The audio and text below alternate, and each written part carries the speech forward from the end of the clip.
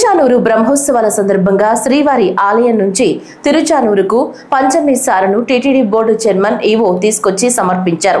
తిరుచానూరు బ్రహ్మోత్సవాల ముగింపు నాడు పంచమి తీర్థం సందర్భంగా తిరుమల శ్రీవారి ఆలయం నుంచి పసుపు, కుంకుమ, నూతన వస్త్రాలు, ఆభరణాలు, సారను స్వామివారు అమ్మవారికి పంపడం ఆనవాయితీ.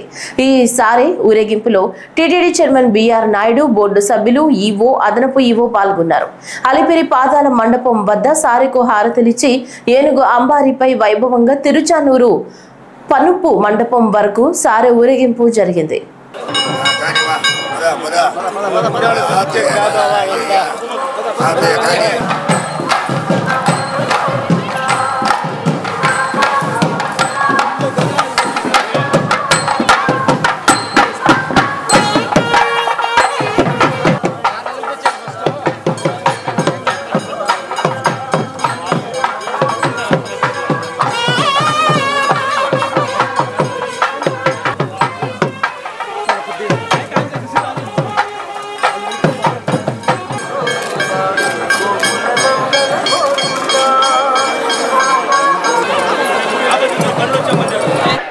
స్వామివారి నుంచి నగలతో పాటు పడి కూడా తీసుకెళ్ళటం జరుగుతుంది. అందులో భాగంగా ఇప్పుడు ఇక్కడ రావిమాన్ చెట్టు దగ్గర హారతి కోసం వేచి ఉన్నాము.